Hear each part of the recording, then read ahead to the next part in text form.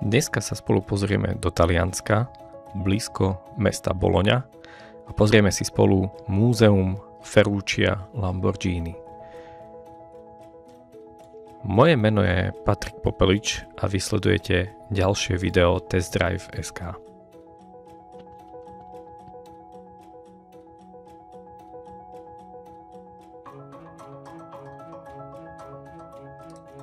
Ferruccio Lamborghini žil v rokoch 1916 až 1993. Bol to taliansky priemyselník a úspešný výrobca traktorov. Je to zakladateľ svetoznámej továrne na športové autá a automobily Lamborghini. Narodil sa v znamení býka a preto si pre svoje rýchle autá zvolil symbol zúrivého býka. Po druhej svetovej vojne začal stavať traktory z nepotrebných vojenských dielov, čo mu prinieslo veľký úspech a peniaze. Založil značku športových aut preto, lebo bol nespokojný so svojím autom značky Ferrari. Podľa tradície sa pohádal s Enzom Ferrarim, ktorý ho odbil a tak sa rozhodol robiť lepšie auta sám. Ferruccio tvrdil, že Ferrari má zlú spojku a veľmi rýchlo sa kazí. Ponúkol partnerstvo Enzovi Ferrarimu a ten ho však vysmial, nech sa radšej venuje svojim traktorom. A pre Ferruccia to bolo poníženie a tak sa pustil do vlastnej značky športových aut.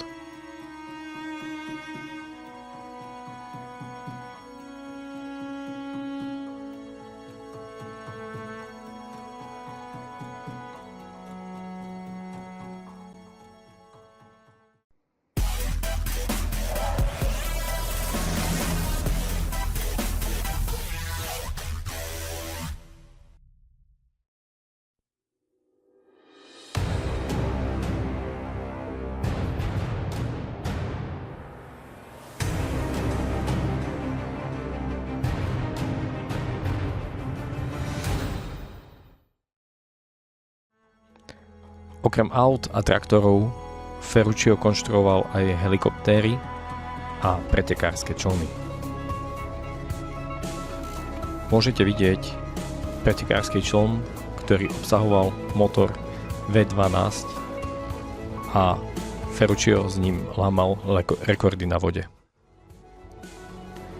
V tejto prvej časti múzea vidíte hlavne prvé modely značky Lamborghini.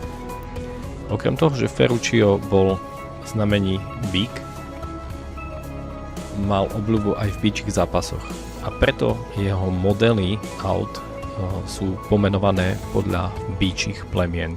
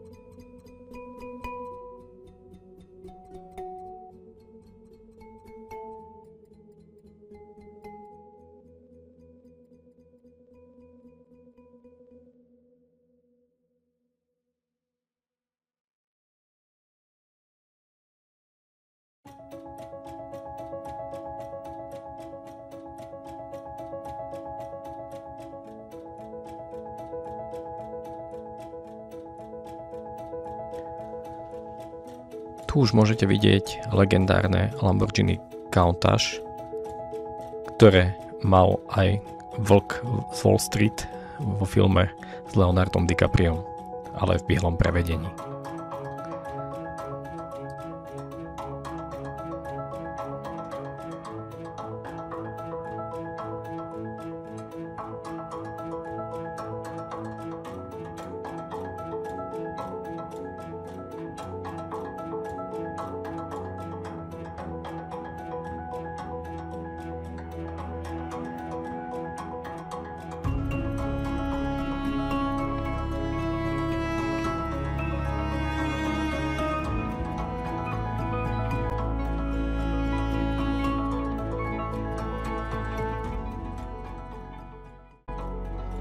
Tu už môžete vidieť slávne Lamborghini Diablo s V12 a 5,7 litrovým motorom.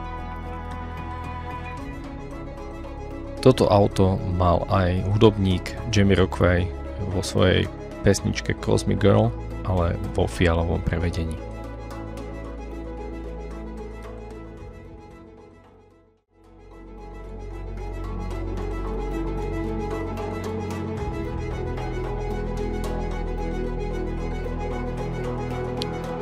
Táto červená Puma GTV 033 bola poháňaná motorom z Alfa Romeo.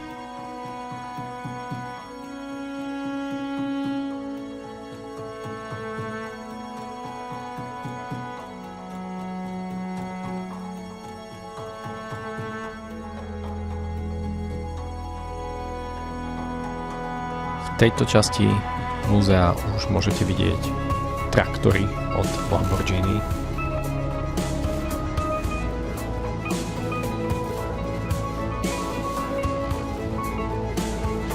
Ak sa divíte, čo tu robí Ferrari v Lamborghini múzeu, tak je to odkaz priamo na konflikt medzi Enzom Ferrarim a Ferrucciom Lamborghini. Tu vidíte Ferrari 250 GT 2+2 a tu vidíte Lamborghini 400 GT 2+2. Tu prichádzame ku motoru, ktorý sa nezmestil do tohto prototypu a je to vlastne 0. model značky Lamborghini. Jedná sa o 350 GTV a bol predstavený v Turíne, ale motor sa do ňoho nezmestil, tak namiesto toho dali do neho tehly, aby sa nedvíhal vlastne, nebolo divné naklonené toto auto. Neskôr z neho vznikol model 350 GT.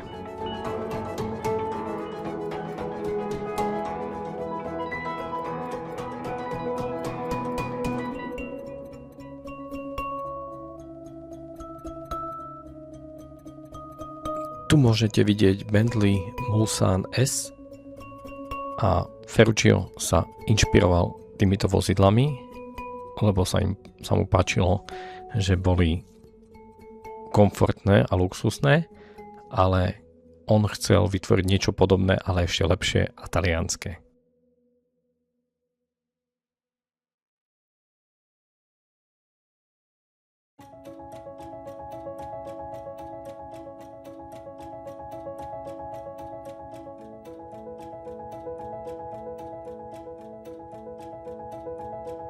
Môžeme tu vidieť aj Rolls-Royce Silver Shadow, avšak Ferrucciovi sa zdali tieto britské autá veľmi ťažkopádne a veľmi konzervatívne.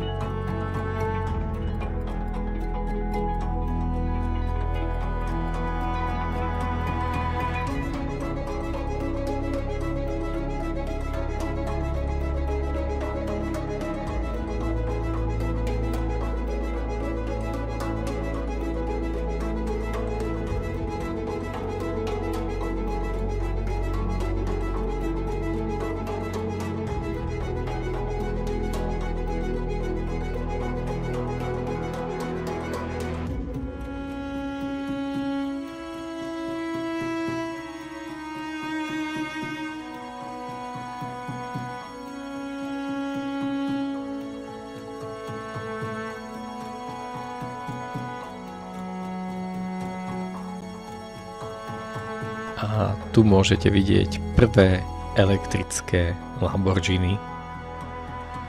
Takže takže asi málo kto z vás vie, že Lamborghini vyrábalo aj elektroauta.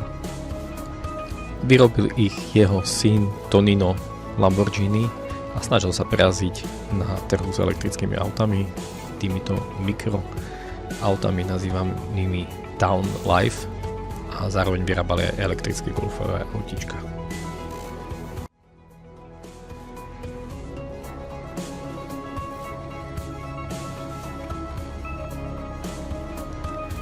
Vstupné do tohto múzea bolo zatiaľ asi najdrahšie zo všetkých, ktorých sme boli.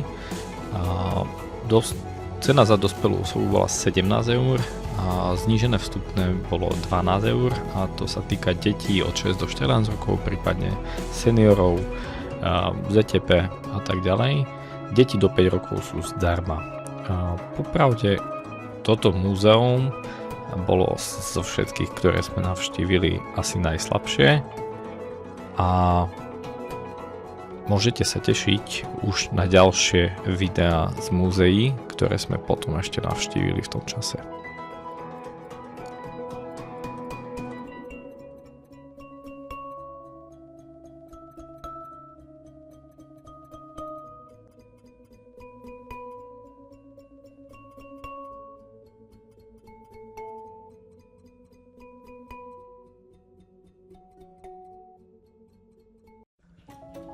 Aj napriek tomu si myslím, že toto múzeum stojí za návštevu, ale mal som z neho podobný dojem ako z druhého múzea Lamborghini, ktoré je vlastne pri továrni.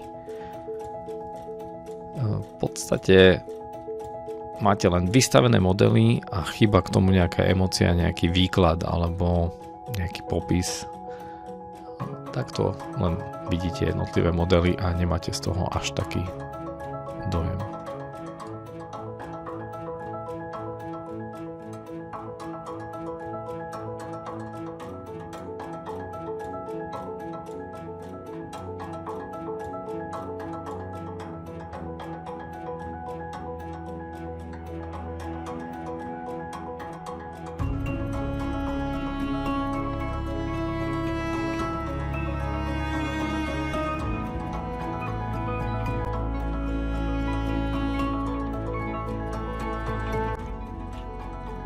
Ešte pridávam na záver niekoľko fotografií z múzea pre predstavu, ale ako môžete vidieť aj z videa, celkovo v múzeu sme boli takmer sami a dosť zýva prázdnotou.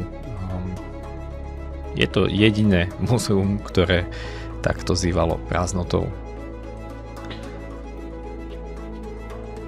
Aktuálne môžete vidieť modré Gallardo, ktoré bolo zakázané fotiť, neviem z akého dôvodu.